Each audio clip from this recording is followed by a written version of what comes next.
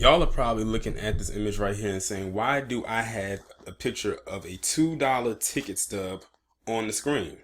Well, if you remember the video I recently did about Roger Goodell and his bullshit lie that he came up with involving Colin Kaepernick, I talked about briefly in that video about NFL tickets being as low as $2, and I said I didn't know if I was going to make a video about it or not, but I feel what the hell. Milk it anyway. So it is true that the NFL in certain places, certain teams have lowered their tickets to as much as $2 for people to come in attendance to their games. And they also came out with a whole bunch of other special packages and deals and whatnot. Basically, they know that they're losing right now and they're trying to hold on to something. But not only that, you have to take into account that these tickets are not cheap. They are very expensive, especially if you are going, depending on what game you're going to, where you're trying to sit. And then you got to factor in that you got to pay for parking. That's like $40. Then you're going to want something to eat, so you got to go to the concession stands. That's going to cost you some more money. And depending on where and then of course gas, because depending on where you're traveling from, you're going to have to get gas in your car. That's more money. And then also depending on where you're traveling to, you might have to drive through a toll. And that's more money. So you're thinking about, like, say if the average person had to do that every single week and they decided to go to a game maybe let's say every other week, they're spending damn near rent money per month.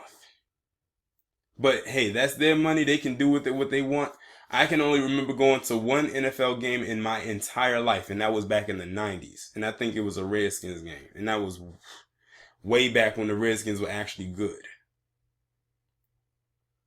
But of course, that's no longer my problem now. That this is theirs. But see, this is karma.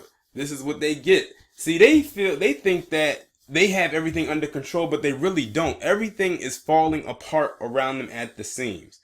And like I said, they try to come up with all these package deals with cable companies and whatnot, saying they're going to offer you free this and free that. I remember a couple months ago, I did a video showing y'all that DirecTV or Amazon, whoever it was, had sent me in some kind of thing for NFL ticket, and they gave me a magnet. I cut that magnet up and threw that shit in the trash.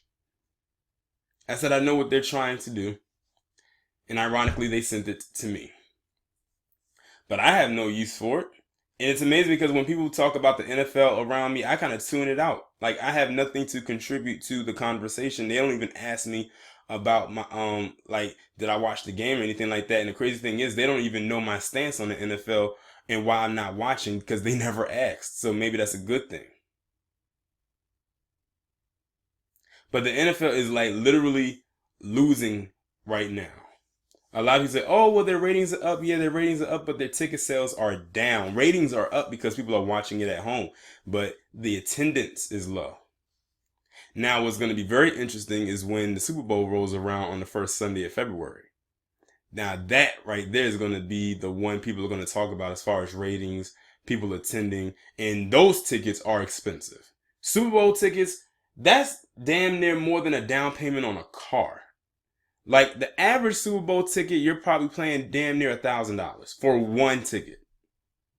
I kid you not. If you go online and look it up, what's the average price of a Super Bowl ticket? Is damn near $1,000.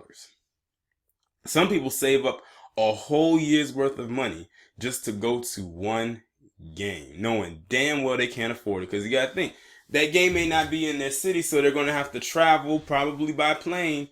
That's more money. Then they're going to have to stay in a hotel. That's more money. They're going to have to pay the park or pay a rental, more money. Food, more money. And I'm very sure that they're not going to go out there just for the game. Like, who goes out there for just a day and then comes back? They're probably going to stay there for the weekend, more money. But I am curious to see how much those Super Bowl tickets are going to cost. We'll see when towards the end of January rolls around, what the average Super Bowl ticket is going to be.